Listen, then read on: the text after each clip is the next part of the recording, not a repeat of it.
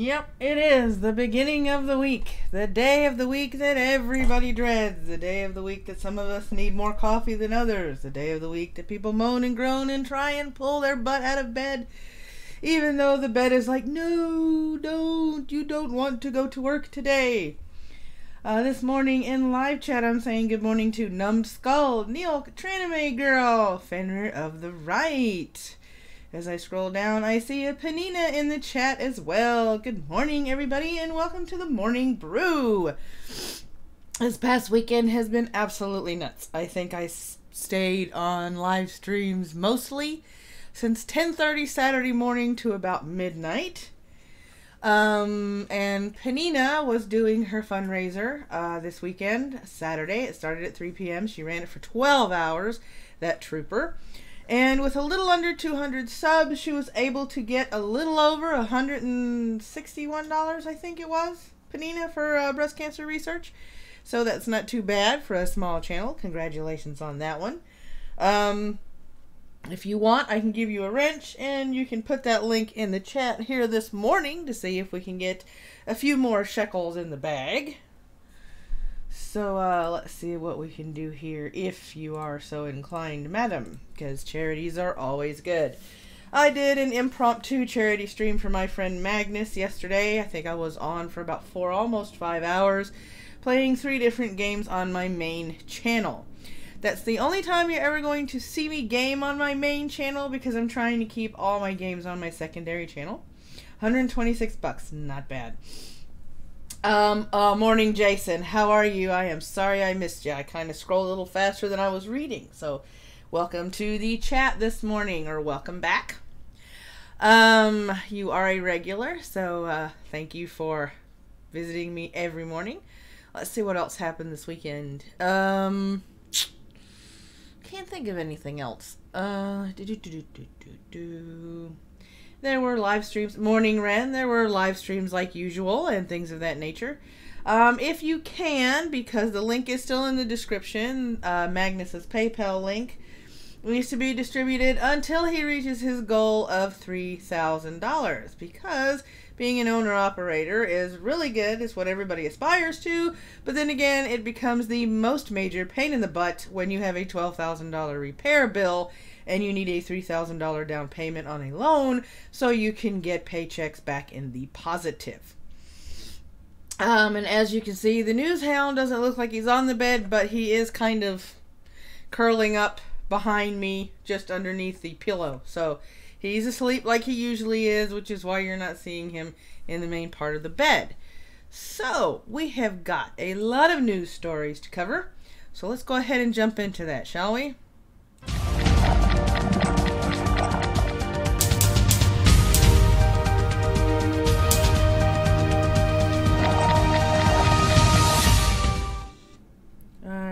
We are going to take the weekday and the coffee meme out of here, and we are going to start with news. First one on the list is from Saturday, so we're starting with Saturday stories and we're working our way down. Well, let me go ahead and pop the chat, or at least scroll down here. Oh, look, a transition. Yeah. All right. Hurricane Maria inflates Puerto Rican prices. No, this wasn't due to price gouging. It's just regular inflation after a storm, because obviously demand is higher than supply after a major storm. It's been 5 weeks since Maria has left its destruction. People are relying on bottled water, and many still do not have electricity. This is in addition to the average cost of living, by the way. Much like Hawaii, being on an island means the cost of living is naturally higher because goods have to be shipped to the island. Priscilla Rivera Ayala of Puerto Rico's National Guard says prices for gasoline has raised to $2.88 per gallon in some areas. She also says MREs are up to $5.50 a meal. No, the MREs are not being supplied. They have to buy those per meal. Those aren't free. The people are also describing longer than normal lines just to do any kind of shopping for survival stuff and needs of that nature. FEMA is under fire because they're trying to caution about temporary housing. The organization went on a spending binge. They bought 4,500 units, which total over $300 million. It's the largest since Katrina. Most are still warehoused. I call out of sick work today, and I set my alarm just to wake up for the show. Thanks, Panina. Most are still warehoused. FEMA's putting priority on permanent rental housing and apartments. They're trying to get people into rental houses and apartments first. They're apprehensive about deploying the temporary housing in trailers, even though they got rid of all the formaldehyde fumes and stuff that were in the trailers and temporary housing back during Katrina. Now, off article a bit. The problem with this prioritizing is in the states that were hit the hardest, Texas and Florida, where even the rental properties that would still be in the community have also been destroyed. This leaves many people paying for hotels or going without any shelter whatsoever. I understand FEMA's reluctance after Katrina. After all, the housing there not only had the aforementioned fumes, there were also people who tried to take up permanent residence in the temporary housing, oftentimes leaving those shelters damaged and soiled beyond repair. So you can sort of understand why FEMA is a little apprehensive in just plopping down these trailers and these mobile units anywhere, because after Katrina, you're going to be a little skittish than you normally are, and they're just being a little more cautious. Now, in terms of Florida and Texas, they may be being a little too cautious. Many of these people have been living in shelters and hotels for 6 weeks. The pressure's on for FEMA to go ahead and release the trailers because 1.2 million homes were damaged or destroyed in Texas, and Florida is still tallying the damage, so they still don't have a full number of damaged buildings in Florida as of this report.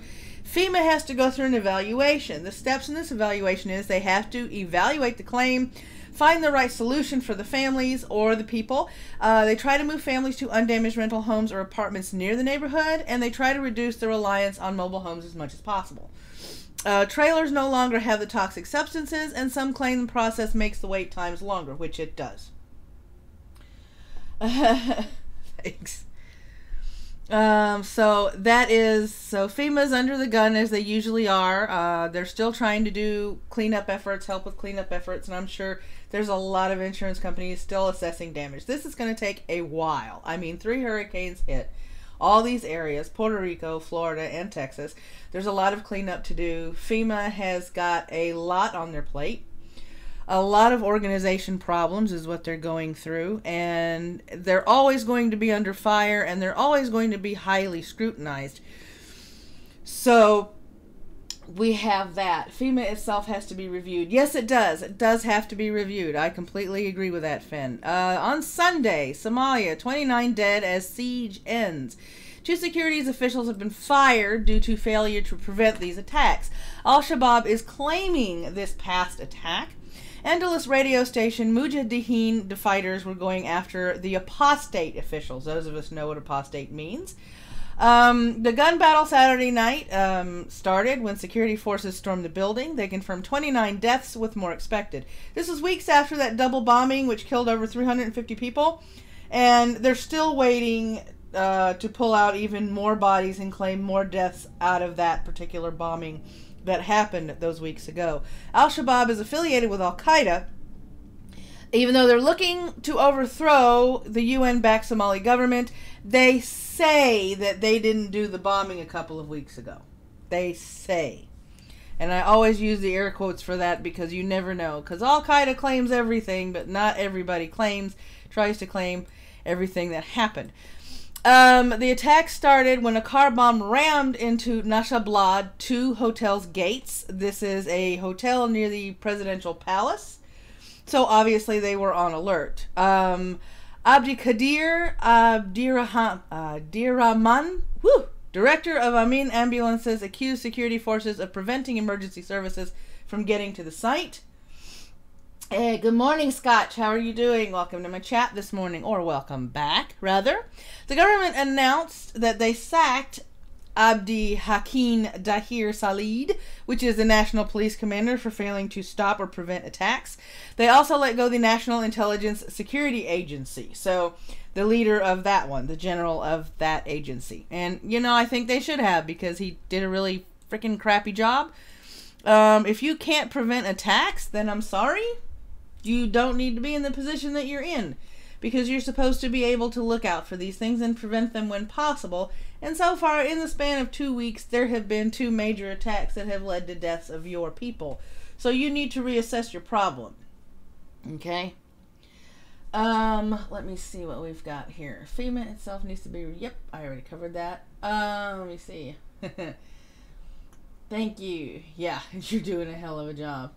FEMA's always had a problem. Morning, Wiki! How are you? FEMA has always had a problem having and maintaining their shit together in the course of a disaster. And when FEMA fails, everybody often blames the president. The president cannot micromanage everything. If he did, he would need at least 2 or 3 clones of himself to keep up with everything on a daily basis. That's why all these departments are set up to handle these things. But FEMA has never been efficient in their handling of any kind of problems when it comes to any kind of natural disaster. From earthquakes to tornadoes, hurricanes, mudslides, they've always had a problem being efficient. And after a disaster, efficiency is key. Why are the gun control people silent about shootings done by people in foreign countries? I don't know. Vercingetorix, I have no clue. Alright, next one. And this is also from Sunday. California's recovery may take years. The final toll is 42 deaths and 8,900 structures destroyed from the wildfires.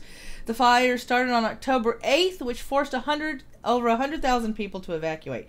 Pelosi and other officials asked the red tape to be eased in order to put people in temporary housing faster. Talk about a double standard. You know, let's wait and hold up stuff for Florida and Texas and Puerto Rico, but let's speed up the stuff in California because I'm Nancy Pelosi and I say so. Oh, yeah, okay, Nancy, you need to, shut the hell up. EPA has assessed 740 properties. FEMA has given out $6 million worth of rental and other assistance. Losses estimated to be more than $1 billion to the wildfires as a whole. And here you see a double standard.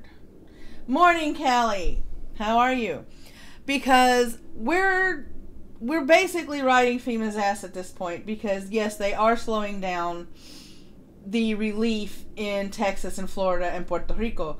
But here we have Nancy Pelosi, pulling for, we need to speed the stuff up for the wildfires in California. Okay? And it's like, all right, I'm sorry, honey. I feel for you. The wildfires happened. 42 people died. But in my opinion, I know, I don't like her either, fan. I don't like her either. In my opinion, we need to do this according to priority. And I'm sorry, but Puerto Rico, Florida, and Texas are a priority over California. Vercingetorix, I bet California is going to blame the fires on Trump somehow. Oh, they probably already have. I just haven't looked up that little piece of cancer to find it yet because that kind of frustration is not something I need. Talking about Stranger Things. Alright, let's see here. And now we have the last story out of Sunday. Rouhani says Iran will keep producing missiles. President Rouhani declared his intent to continue the Iranian missile program. He doesn't believe that he's going against any of the accords. This is days after U.S. House of Representatives voted for new sanctions against the program. They're trying to clamp down without undermining Obama's deal. That crappy deal that Obama made. Pelosi needs a new puppeteer. Trying to make girl wildfires are caused by careless posting of hot takes. Let's see here. Days after, we have built, quote, we have built our building and will continue to build missiles, and this violates no international agreements. That is from Rouhani himself, right off the state TV. U.S. states missile tests do violate the UN resolution, not to undertake activities related to missiles capable of delivering nuclear weapons. But Iran keeps denying that they're seeking to build nuclear weapons. They keep denying this. Now, I don't know whether to believe them or not. My less objective part of me does not believe a single word that comes out of this person's mouth. I do believe that he is trying, in one way, shape, or another, to circumvent the system in order to build nuclear weapons without anybody knowing. Because he's not dumb. But, you know, he could, on the other side of the fence, be following all the guidelines that were set forth in the deal, so he won't be looked upon like everybody is looking at North Korea at the present. Jason Brazeal, Manafort. Yeah, I know. I'm getting to that. You're getting ahead of me. Rouhani also criticized Trump for not certifying Tehran's compliance. International Atomic Energy visited Rouhani and says the commitments are being implemented. In other words, he's following the guidelines of the deal. Trump's refusal means Congress has 60 days to reimpose sanctions on Tehran, which were dropped. And the Khomeini says he will shred the deal if Washington pulls out of it. So that is the situation in Iran as of Sunday. We have to keep a certain eye on things like that because you never know what's going to happen. And we have a timeline of things that's going on as far as Manafort and Gates, who surrendered to the federal authorities. This timeline was as of 8:30, 9 o'clock this morning. So, let's see here. Iran will not listen to a Western society until they denounce Israel. Well, we're not going to turn our back on one of our best allies. Manafort and Gates surrender to feds. This is off the AP app on my computer, so this is not going to be a link you can find down below.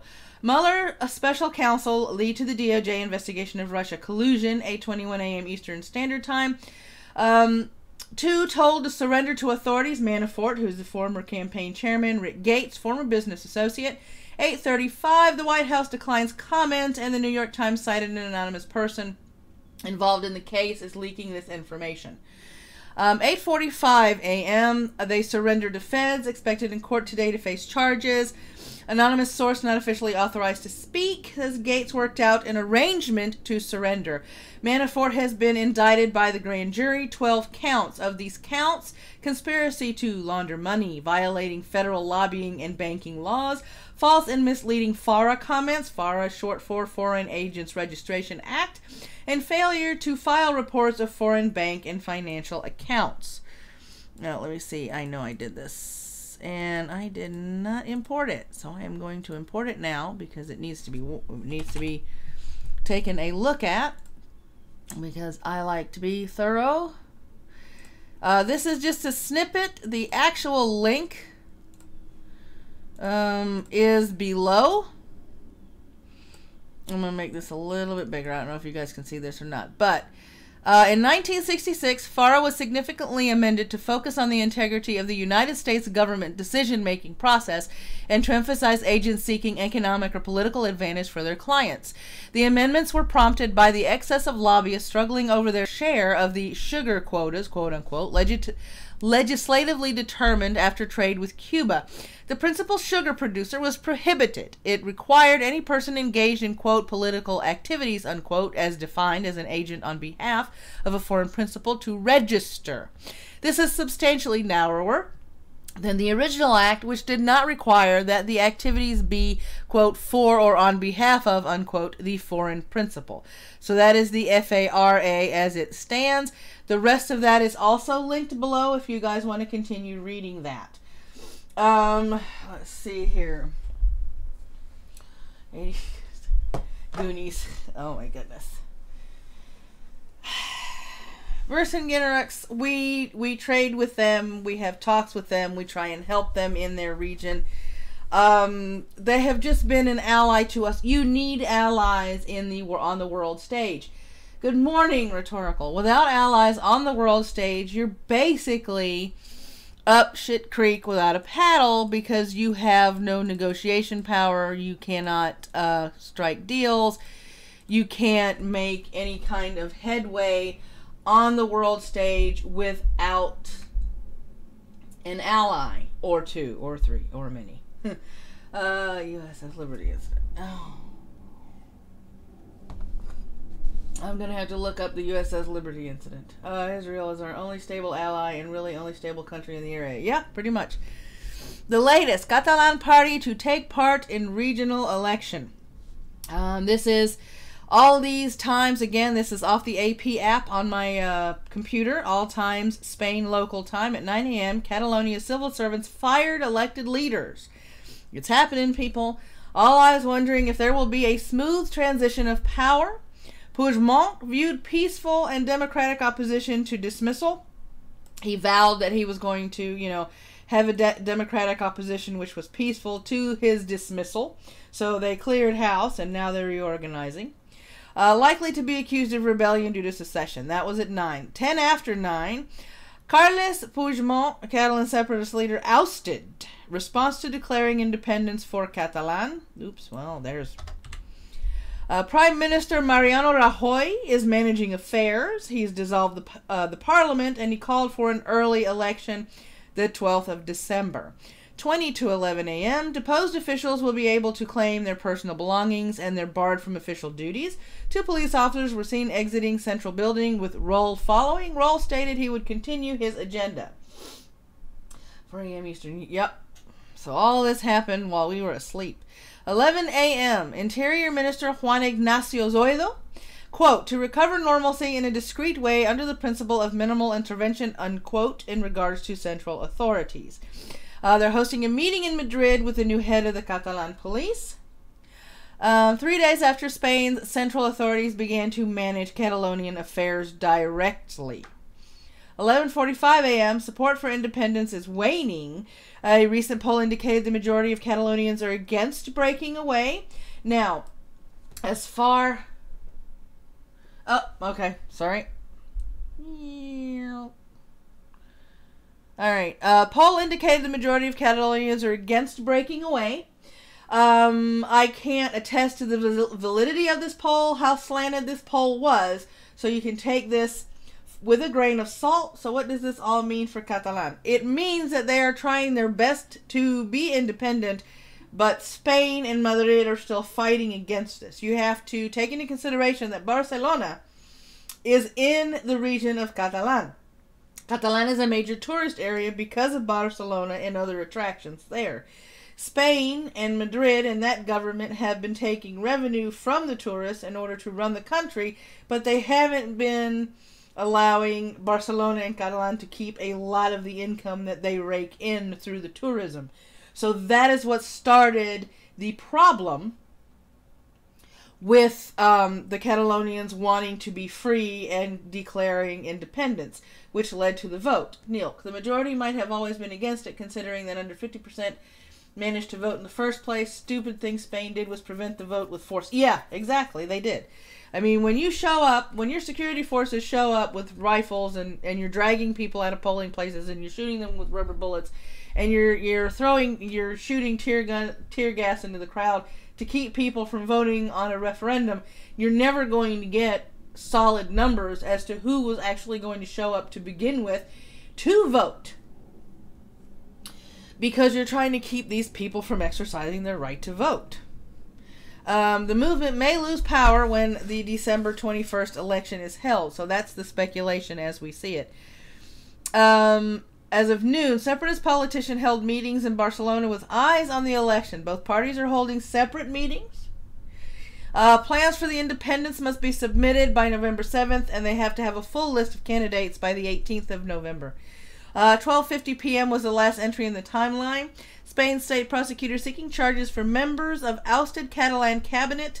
The indicted charges range from rebellion to sedition, embezzlement, and they can see up to 6 years in prison if these charges stick. Some guy is flying across the sky with 100 balloons. Oh, that's kind of neat. So that is the news for this morning. Let me see here. There's a lot of stuff going on. These are the main points that I pulled for the news this morning.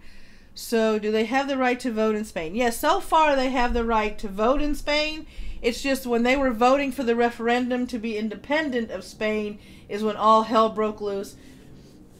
Even if they don't have the right to vote, they should be allowed to. It just wouldn't have any actual legal meaning. Exactly, Neil. Exactly. I completely agree with that. So, right now comes the next part. Let me see here what we got. Your mother was a hamster, and your father smelt of elderberries.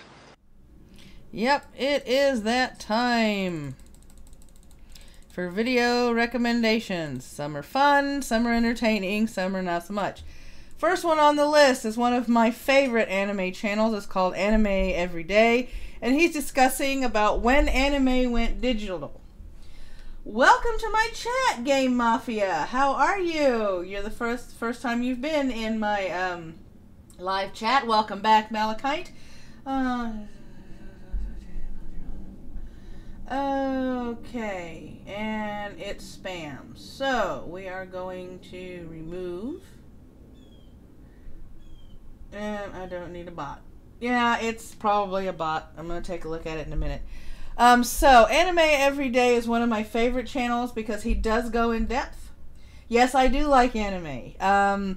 He goes in depth in a lot of anime shows. He did a 36-minute breakdown of the original 1995 Ghost in the Shell movie, pointing out the symbolism and the existential problems that Motoko was having. His content is very good, and it's very, very solid.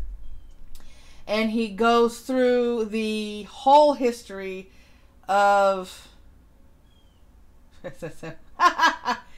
he goes through the whole history of how they slowly work digital rendering into the anime process. So, good morning, CT.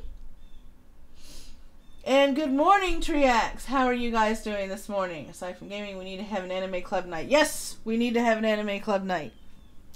Alright, second one. Bombard's body language. This one was introduced to me this morning, this channel, and this particular video. She breaks down the body language, not only of the main speaker, but of the people in the UN as he is addressing them and giving his 2 cents on each of these people. This is a very fascinating video to watch because she points out little nuances and explains the body language going on and what that body language might mean. So this is a very, very interesting video to watch if you're interested in interpreting body language and breaking down what different body language gestures say and how just a simple posture can change an entire meaning. CT says good morning and are riots still going on in Spain? None have been reported, but I'm going to have to dig a little further into that just to make sure that, you know, they're just now into talks and not still rioting. So I don't know if they're still rioting or not. Morning, Rabbit. Glad you could make it. James Von Maxwell, Dr. Ginger Hamster on the Twitters. SJWs are not afraid of words. They're afraid of the truth that unmasks their narrative. He's really easy to listen to. He has one of those smooth radio voices. You can listen to him all day. That's James Von Maxwell. And this is a particularly interesting video from him. And I recommend you check it out. Wikipedia. I'm skeptical about Bombard's body language myself, but that's just me. Everybody has their opinion. I kind of find it interesting, especially when she points out the little nuances most people miss. And banned from Panina's server. How are you banned from Panina's server? What did you do? And the last one is the finer print. One weird trick and a lot of nonsense. Another day, another Anita video to respond to. How can one take such a convoluted approach to helping women? How? I love finer print. He's funny, he's concise, he gets right to the point, and he points out the bullshit and tears it down. So please don't miss Finer Print's video. All these links, as well as the links to all the news stories that I read, are found below. So now we're going to have a little bit of fun. Let me see here. And I found... There we go. Ruin my week. Don't worry, it's not as bad as you might think. The best funny pictures... Whoops. The best funny pictures of today's internet. Alright, here we go. 10:50, Monday, April 18th. Anthony, I accidentally sent you a dick pic. Don't open. Snapchat from Anthony. 2 notifications you never want to get on your phone from your brother.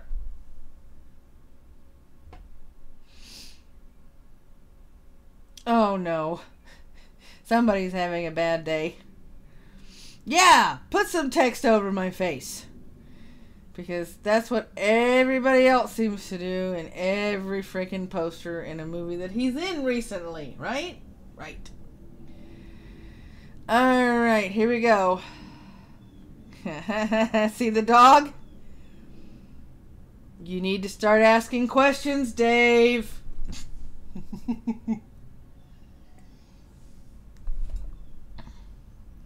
When you don't make the cut for National Geographic auditions. Aww. Poor penguins. It's a Coppertone ad in reverse, yeah. Taco time! Johnny Manziel! We are hiring! For those of you who don't know who Johnny Manziel is, he was a football player with an ego bigger than most corporate buildings. He was nicknamed Johnny Football because he kept bragging about how good he was in football, and he really didn't last a season in the NFL. So, there's that one. We get it. You vape. Toilet signs in a bar in Madrid. Blah, blah, blah, blah, blah, blah, and blah. Somebody's got a sense of humor. That guy looks like Majin Buu. That guy looks like Boo. Oh my god, does that guy look like Boo or what? Oh, that is funny. Okay. He's got the smile and everything. Holy crap. And yes, I used to watch Dragon Ball Z before I got tired of it, but good lord, that guy looks like Majin Buu. Here we go. I run better than the government. You gotta love a sense of humor. Oh god, this is a disturbing picture. Okay. This is the most disturbing picture I have ever seen, so I'm just gonna go ahead and keep scrolling past that one. Alright, Carol in accounting. My fucking yogurt. Carol, did you eat my fucking yogurt? I know you ate my yogurt, Carol. I'm on a flight right now to corporate headquarters, and I'm gonna complain directly to the CEO about you eating my goddamn yogurt, Carol. You fucking...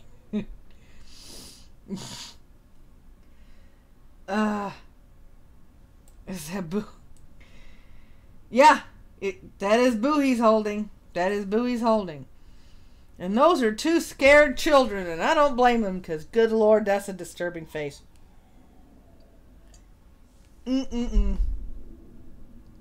Started the day off poorly. Oh my god, he put please don't tell me he put diaper rash cream on his toothpaste to brush his teeth. On his toothbrush to brush his teeth. Oh good lord. Oh my gosh. No. Hiding candy. Level parent. How do you get that font? How do you get what font?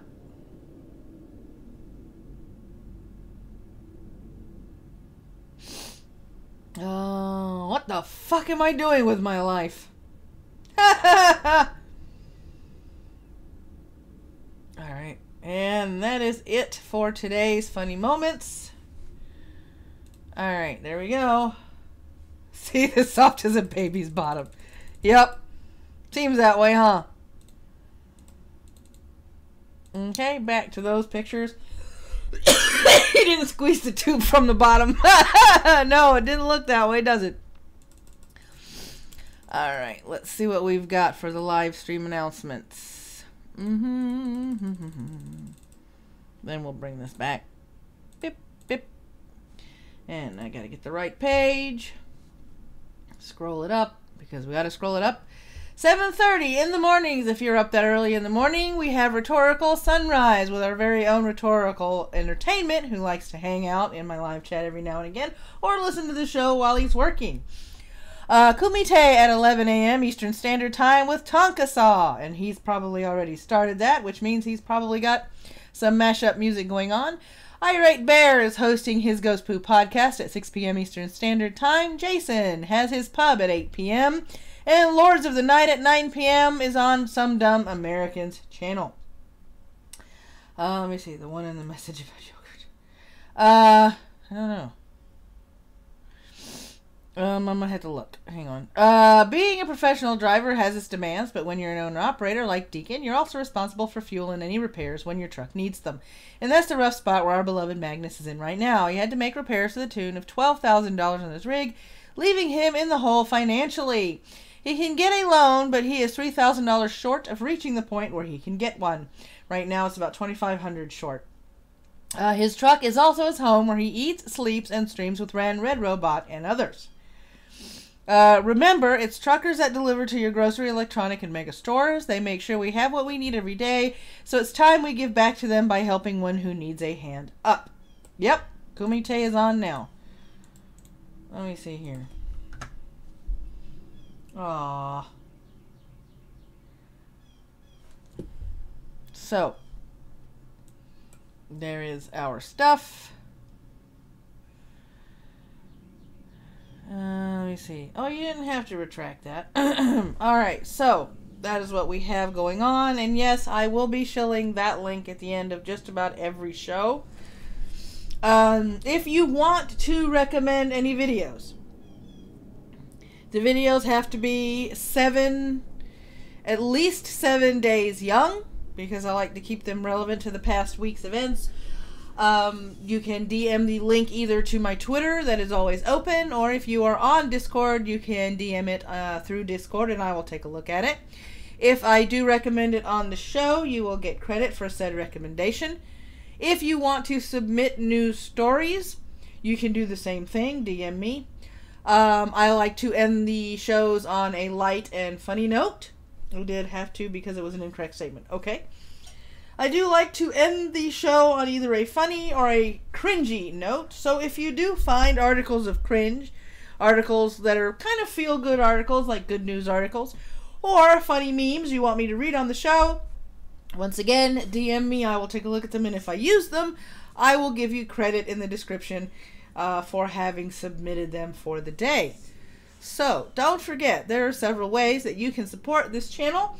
You can support this channel through Patreon, through going to my website and being a monthly subscriber through any one of the PayPal links, shopping the jewelry store, placing a custom order for your own chainmail dragon, or hiring me as a freelance writer. With all that said, ladies and gentlemen, thank you for coming today.